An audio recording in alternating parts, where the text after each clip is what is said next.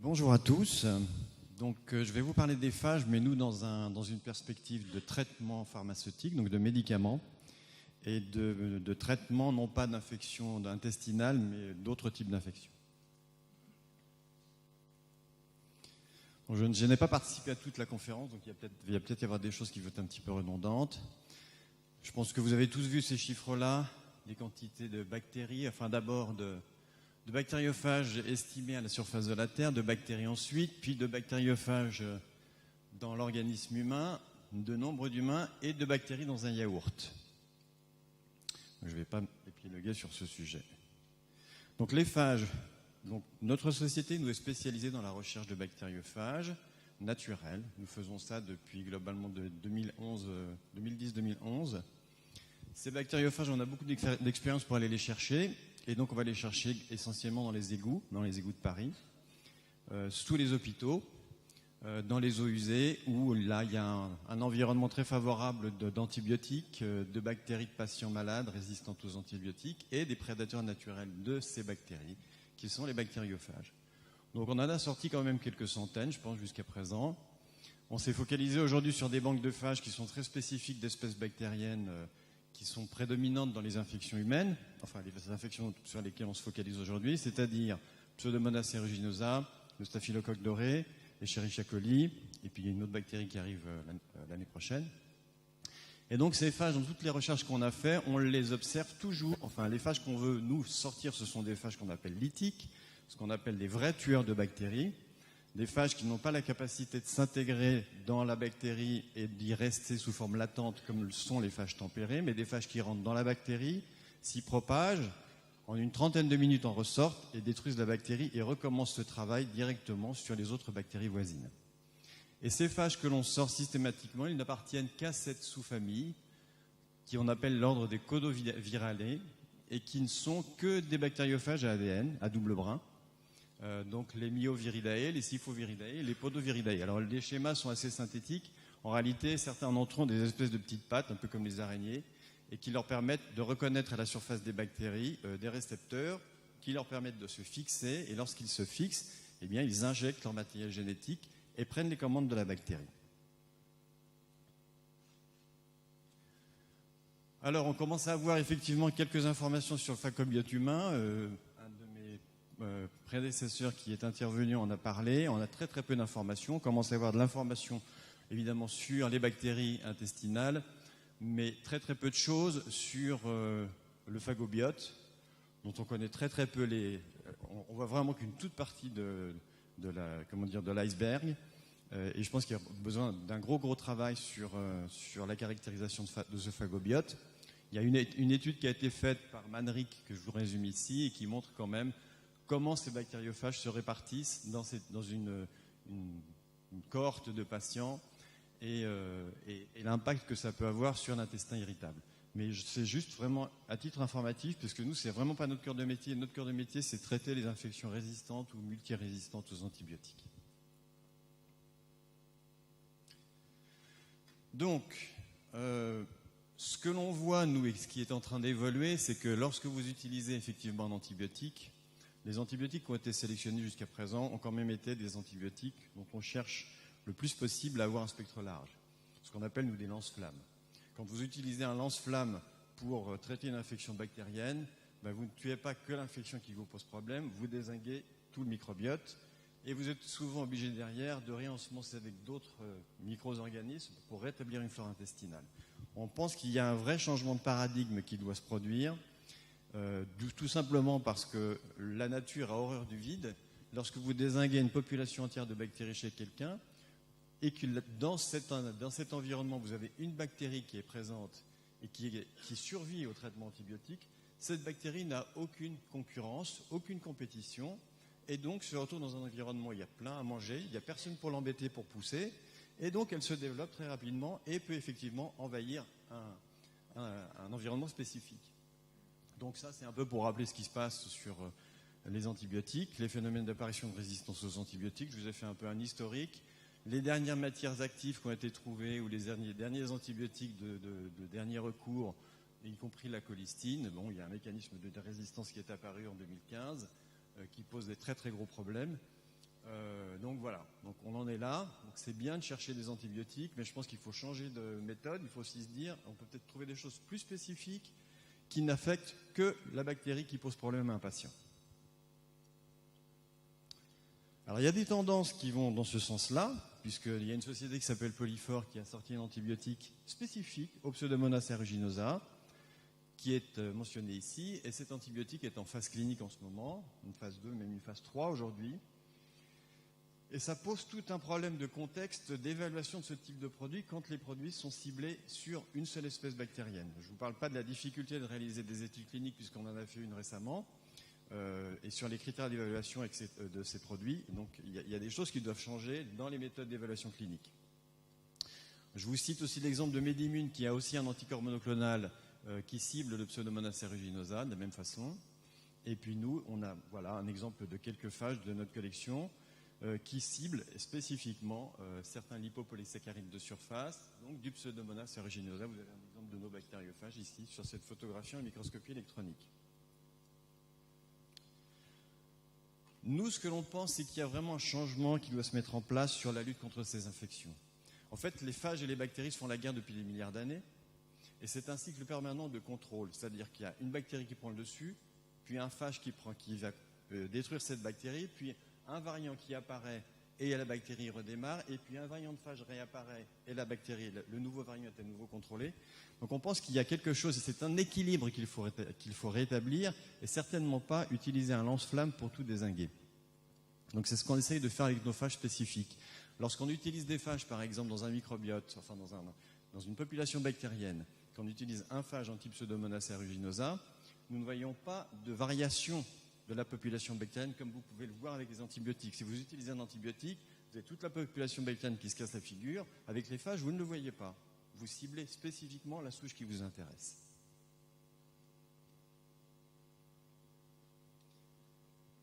Donc, on s'est confronté au réglementaire pharmaceutique. Les phages ont été utilisés dans le passé, sauf que depuis que la pharmacopée européenne a été conçue dans les années 80, et de même pour la pharmacopée européenne, les bactériophages n'existaient plus, ou en tout cas n'étaient plus utilisés comme traitement pour lutter contre les infections bactériennes. Donc aujourd'hui, les bactériophages, quand on se positionne sur des traitements thérapeutiques, ont un statut de médicament, de produits pharmaceutiques, et la pharmacopée européenne n'a absolument aucun cadre pour définir ce que doit être un phage produit en BPF, en bonne pratique de fabrication pharmaceutique. Ce qui veut dire non seulement il faut mettre au point des méthodes de production de ces phages pour avoir des phages purs, des phages qui sont qualifiés pour un usage thérapeutique. Et il faut aussi mettre en place des processus de contrôle qualité qui disent, voilà, les bactériophages, on les produit dans une bactérie. Cette bactérie, on la fait pousser dans un fermenteur. À un moment, on introduit un inoculum de phage. Comment est-ce qu'on purifie cet inoculum, enfin la production de ces réacteurs? Quels sont les tests de contrôle qualité qu'il faut mettre en place pour dire que ce phage a une qualité acceptable pour être administré à un patient? C'est-à-dire, par exemple, quel est le taux d'endotoxine qui doit rester lorsque vous avez fabriqué un bactériophage dans un staphylocoque doré? Quel type de souche de staphylocoque doré vous pouvez utiliser en réacteur pour pouvoir produire ces phages? Quel type de niveau de background de toxines cette souche peut avoir ou ne doit pas avoir, etc., etc. Donc, on est rentré par cette voie-là en 2013, c'est-à-dire par la voie classique d'un cadre réglementaire qui était adapté aux antibiotiques. Je rappelle qu'un antibiotique, c'est une petite molécule chimique.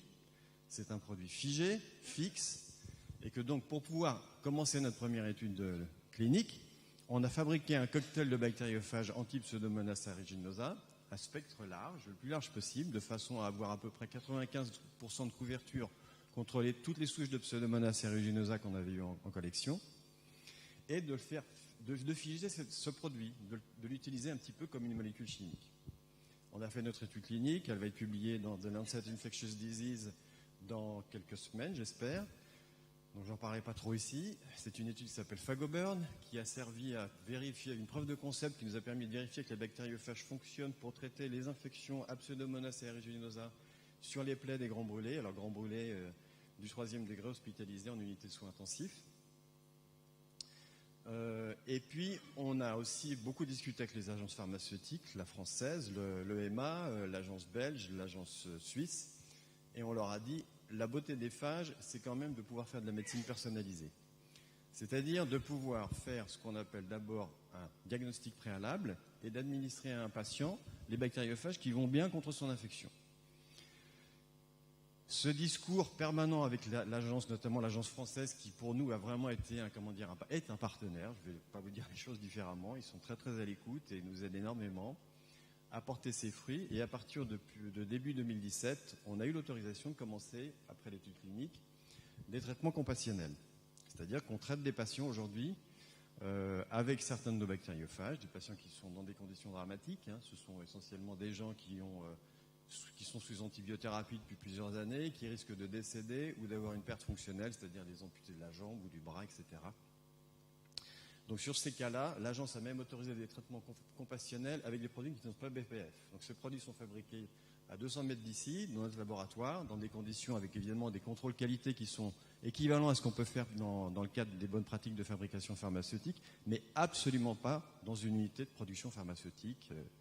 Donc il y a des exceptions, elles sont pas fréquentes, et on a donc une équipe qui s'est engagée avec nous là-dessus, qui est l'équipe des Hospices Civils de Lyon, qui est un centre de référence pour tout ce qui est infection osseuse articulaire. Et on a avec eux maintenant traité quelques patients. Je vais vous montrer quelques exemples de traitements que nous avons fait avec eux. Ça a démarré depuis début 2017, donc avec des phages. Alors ce qu'on fait d'abord, c'est qu'on fait un phagogramme. Donc en fait, on a un patient qui est ciblé comme un patient qui pourrait bénéficier d'une phagothérapie. Et comme je le disais, ce sont des cas graves, vraiment très graves. Et donc l'hôpital fait une demande auprès de la NSM. Si la NSM est d'accord, évidemment, auparavant, il y a eu des demandes de contrôle qualité, de vérification des tests de contrôle qualité de produits qui sont fabriqués ici pour s'assurer qu'ils sont quand même administrables. À ce moment-là, on reçoit en urgence la souche de ce patient et on fait ce qu'on appelle un phagogramme. Et vous avez l'exemple typique d'un phagogramme ici, où en fait on administre différents phages in vitro à cette bactérie, on la met en culture et on regarde si certains des phages sont efficaces contre cette bactérie. Et quand on identifie des phages efficaces, eh bien on propose d'envoyer 1, 2, 3, 4 phages différents au pharmacien responsable hospitalier qui fait l'assemblage du mélange de phages juste avant le traitement à un patient. Et ensuite, au préalable, on discute avec les cliniciens de la méthode d'application parce que chaque cas est différent. On est vraiment en train de faire la route, pour être très honnête. Les cliniciens nous disent voilà, il a tel type de pathologie. Comment est-ce qu'on peut lui administrer les phages? On a le droit à un seul tir ou on peut faire des traitements multiples. Comment est-ce qu'on procède? Donc c'est un peu un cas par cas à chaque fois. Et donc on traite. Enfin, il traite avec ces produits. Donc je vais vous montrer quelques photos qui ne sont pas terribles. J'espère qu'il n'y a pas trop de personnes sensibles dans la salle. Donc ici, vous avez l'exemple de notre premier patient qui a été traité. C'est un monsieur qui a été atteint d'un cancer, qui a eu une métastase osseuse au niveau de la jonction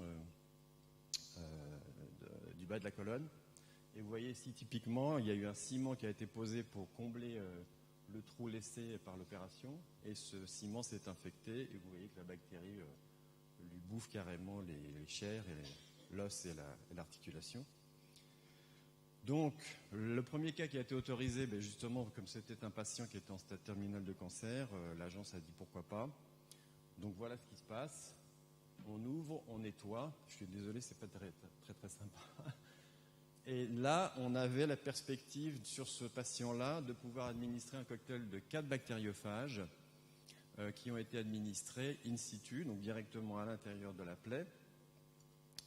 Et là, on avait la possibilité de faire plusieurs traitements, puisque les phages ont été administrés via une compresse, et avant que ça cicatrise, il y avait la possibilité de faire 4 compresses différentes. Donc on a fait ça, on a envoyé les phages un vendredi, attendez que je ne dise pas de bêtises, ils ont été administrés le lundi, et le premier résultat bactériologique du jeudi a montré que la plaie était déjà stérile.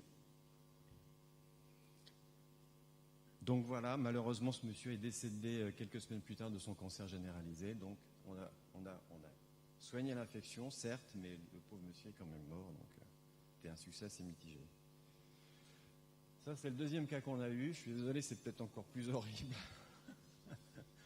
Là, vous avez une dame qui a une prothèse qui était en infection chronique depuis 2012 et qui avait des épisodes infectieux réguliers.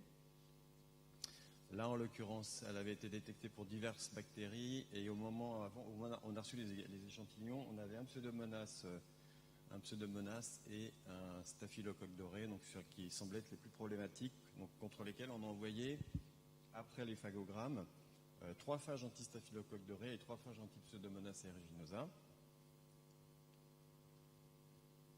Voilà ce que ça donne. Là, on avait le droit qu'à une seule chance, c'est-à-dire un seul tir. On ouvrait, vous voyez, on va jusqu'à la prothèse, on nettoie la prothèse à l'intérieur de la jambe et on administre les phages en une seule fois. Donc là, on a discuté sur les volumes qu'on pouvait mettre, est-ce qu'il fallait les diluer, comment on faisait pour l'administrer, etc. Beaucoup de discussions avec les cliniciens qui ont complètement expérimenté. Et donc voilà ce que ça a donné. Cette femme aujourd'hui marche et est en bonne santé. Et elle a donc été traitée il y a plus d'1 an maintenant.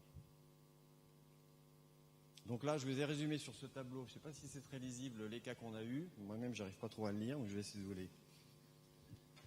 Donc voilà, il y a eu plusieurs cas, donc, dont j'en ai parlé de 2. On a eu ensuite une prothèse du genou infectée à staphylocoque doré. Alors, vous ne le voyez peut-être pas, mais j'espère que je vais pouvoir vous le montrer. Est-ce qu'il y a un pointeur là-dessus ? Le bouton pour le pointeur, c'est lequel? C'est en haut? Ah oui, je le vois, ça y est. Donc ici, vous avez les caractérisations des souches qui ont été caractérisées par antibiogramme. Je vous montre juste simplement XDR, ça veut dire tauto-résistante. Sur celle-ci, il n'y avait que la colicine qui fonctionnait encore et un autre antibiotique. Enfin, on a donc globalement travaillé sur des cas vraiment graves où il y a des souches soit multirésistantes aux antibiotiques, soit tauto-résistantes. Et donc, en plus des 2 cas précédents dont je viens de parler, on a eu un traitement de prothèse du genou infectée qui s'est aussi avéré par un succès. On a eu, alors récemment, fin 2017, début 2018, une endocardite. Et là, comme nos produits avaient des taux d'endotoxine qui étaient faibles, l'agence a autorisé qu'on fasse une expérimentation avec de l'administration intraveineuse, ce qui a été un challenge. La première fois qu'on a administré les phages, on s'est rendu compte plus tard qu'en fait les phages n'étaient probablement jamais arrivés dans le patient. Il y a eu des problèmes techniques. Et puis on a fait une deuxième vague d'administration en janvier, l'hôpital a fait une deuxième vague d'administration en janvier. Alors le patient est mort de complications il avait fait quand même en 2017, je crois qu'il avait fait 13 bactériémies, donc ça vous donne un petit peu le niveau d'infection de la personne. Il est décédé de complications cardiaques, mais ce qu'il avait en fait, c'était une valve cardiaque qui avait été posée, sur laquelle s'était déposé un biofilm. Je pense que vous avez tous entendu parler des biofilms et des problèmes de la protection des souches bactériennes à l'intérieur de ces biofilms, dans lesquels les antibiotiques n'arrivent pas à rentrer pour atteindre la souche infectieuse. Donc les bactériophages, que j'ai oublié de préciser, c'est qu'ils ont un autre avantage, c'est qu'ils ont des petites enzymes sur leurs pattes et que ces enzymes sont capables de dénaturer les biofilms. Donc ils peuvent rentrer dans les biofilms. Donc même si vous avez un bactériophage qui pourrait ne pas être actif sur la souche qui s'est enquistée en quelque sorte, il peut permettre de dénaturer ce biofilm et de donner à un antibiotique la capacité d'atteindre la souche dans le biofilm. Et donc là, ce qu'on a fait, c'est qu'on a regardé, les cliniciens ont quand même regardé l'état de la valve de ce patient après le décès et on s'est rendu compte que la valve était stérile. Donc finalement, les bactériophages avaient réussi vraisemblablement à supprimer au moins un des points d'infection suspectés de cet individu. Et là, on vient de traiter très très récemment, ça fait quelques semaines, c'est passé sur France 5 la semaine dernière ou il y a 15 jours. On a fait une nouvelle tentative, cette fois-ci sur un patient à qui on a administré les bactériophages avec un gel fabriqué par une société italienne, un gel qui a un effet retard, qui permet au moment où on administre les bactériophages, en l'occurrence c'était aussi une infection au niveau de la jambe, qu'on peut aller badigeonner la surface d'un fût osseux ou d'une prothèse avec ce gel qui contenait en l'occurrence des bactériophages. Et le fait qu'il soit mis dans cette structure gélifiée, ça permet d'avoir un effet retard et de donner en fait une persistance au traitement qui ne se produit pas in situ si vous l'administrez sous forme liquide. Et ce patient est passé à la télévision, il est très content et on a peu de recul puisqu'on a peut-être 4 semaines de recul aujourd'hui, mais en tout cas il va bien et il espère pouvoir rentrer chez lui. Donc voilà, on a fait en gros... je crois, on a eu 9 tentatives de traitement. Alors certains n'ont pas du tout abouti parce que là récemment il y a une femme âgée qui a préféré l'amputation plutôt que de tenter les bactériophages. Et c'est pas du tout pour Non, mais je la comprends. C'est une femme de 91 ans. Elle est dans une position, c'est un terme médical que je connais pas, mais enfin qui globalement fait que la jambe est pliée à jamais. Enfin, on ne peut pas la remettre en état. Donc elle restera de toute façon avec une jambe pliée et c'est extrêmement douloureux. Donc elle a préféré subir une infection plutôt que de subir une ablation, enfin une amputation plutôt que d'avoir le traitement avec les phages. Voilà. Je vais essayer d'aller un peu plus vite là parce que je crois que vous en avez un peu marre. Ah, je peux pas faire la suite là. Faut que je ferme ce truc là. Ok.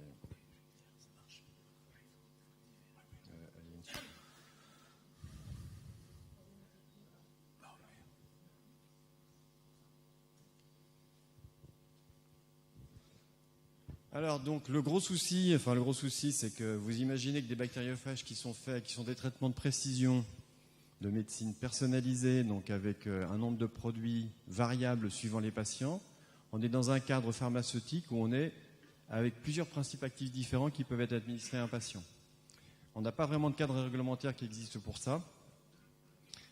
Ça existe un petit peu pour certaines applications thérapeutiques comme les produits qui luttent contre les allergies, les APSI. D'une certaine façon, la thérapie cellulaire, c'est un peu de la médecine personnalisée parce qu'on prend les souches du patient, on les sort du patient, on les modifie et on les remet dans ce patient. Donc il y a un cadre vraiment réglementaire particulier qu'il faut mettre en place parce que si vous faites par exemple des traitements qui vont être à géométrie variable par patient, qu'est-ce que vous faites pendant vos études précliniques ou pendant vos études cliniques? Qu'est-ce que vous évaluez? Si vous avez par exemple 5 phages différents contre le Pseudomonas aeruginosa ou contre le Staphylocoque doré, vous seriez tenté de dire, enfin les agents seraient tentés de dire, dans vos études cliniques, vous allez tester toutes les combinaisons de 1 à 5 phages. Vous imaginez le coût des études, c'est comme si vous multipliez le nombre de vos principes actifs par un facteur qui coûte énormément. Donc on est en discussion avec les agences aujourd'hui pour arriver à trouver une voie qui nous permette d'éviter ce genre de problème. Voilà, je vous remercie et je vous écoute si vous avez des questions. Merci.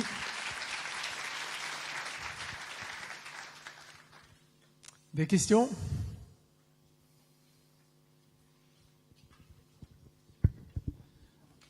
C'est une question un peu naïve. Je me demandais, ce qu'il en est des prix actuellement et des prix qu'on peut espérer à terme en routine. Et qu'est-ce que ça vaut par rapport à une antibiothérapie? Parce qu'il y a quand même un certain nombre d'actions spécifiques sur chaque malade là. Oui, c'est un certain prix, enfin ça va se coûter un certain prix, c'est sûr, d'autant plus que la production, vous l'imaginez, est quand même assez compliquée.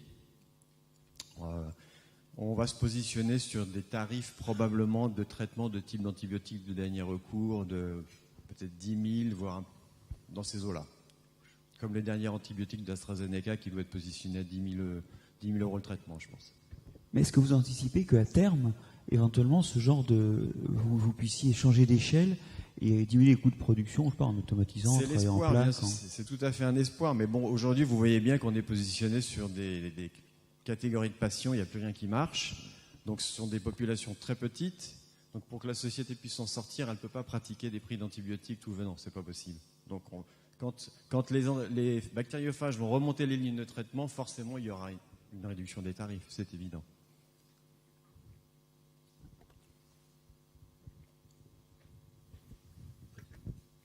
Merci beaucoup pour cet exposé. J'avais juste une question pour continuer la première question. Quels sont les goulots d'étranglement aujourd'hui sur la production, ce sur quoi il faut travailler? Est-ce qu'il faut, pour travailler là-dessus, pour résoudre ces problèmes, se situer dans un environnement L3, donc un labo complètement... Alors, pour ce qui est du L3, non. On s'arrange quand on a des phages qui sont efficaces contre des staphylocoques dorés, multirésistants ou je ne sais trop quoi. On s'arrange pour que les lignées de production soient des lignées relativement bénignes, c'est-à-dire que les phages ne sont pas spécifiques à une seule souche bactérienne, on peut les faire pousser sur plusieurs souches, donc il y a un gros travail de sélection des souches de fabrication pharmaceutique. Votre autre question, c'était les goulots d'étranglement. Oui, les questions qui se posent. L'un des goulots d'étranglement, c'est que si vous fabriquez 5 phages différents, vous devez vous arranger pour que le processus de fabrication de chaque phage soit le même. Que les conditions de production, c'est-à-dire que les conditions de température du réacteur, les conditions de purification, etc., soient les mêmes. Notre idée, c'est de vouloir avoir ce qu'on appelle un blueprint, un mock-up plan, comme on dit, pour notamment les vaccins de la grippe, qui permet d'avoir un modèle de fabrication pharmaceutique qui puisse s'appliquer à chacun des phages, mais qui soit généralisé, pour ne pas avoir à chaque fois à refaire valider un process de fabrication phage par phage. Ça, ce serait un coût économique exorbitant. Et mon autre question, la dernière, c'est vous avez évoqué des enzymes. Vous pouvez en dire un petit peu plus? Je ne connais pas leur nom, je ne suis pas scientifique. Donc. Ah, d'accord. Simplement, on a dans le programme FOSA, là, dont je n'ai pas parlé, mais qui a abouti à ces phages anti-soif et les coques dorées, on a travaillé avec une société qui s'appelle Biofilm Control, dans un consortium, et qui a des tests qui permettent de vérifier l'action des bactériophages avec des billes et des petites billes magnétiques sur les biofilms, et on se rend compte que les bactériophages ont un effet tout à fait favorable et permettent de dénaturer les biofilms. Les biofilms en formation. D'accord. Mais là, en l'occurrence, vous voyez ce traitement de patient qui avait une valvule avec un biofilm largement établi. La valvule a été quand même nettoyée de son biofilm. Allez, une dernière question. Moi, ma question est, c'est quoi la probabilité que ces phages prennent des gènes de résistance antibiotique, par exemple, ils transfèrent dans d'autres souches qui sont... Alors justement, on travaille sur des phages lytiques. Et on fait très attention quand on caractérise... Bon, je ne l'ai pas expliqué, mais il y a tout un processus de caractérisation de ces phages. Donc les phages lytiques sont censés ne pas embarquer du matériel génétique des bactéries. Et pour caractériser chaque phage, qui sont considérés chacun comme un principe actif, on fait des caractérisations extrêmement poussées, de séquençage en profondeur, etc., pour faire très attention à ce que des gènes qui pourraient traduire un comportement d'intégrase, de recombinase, etc., ne soient pas présents dans le génome de ces phages. Merci.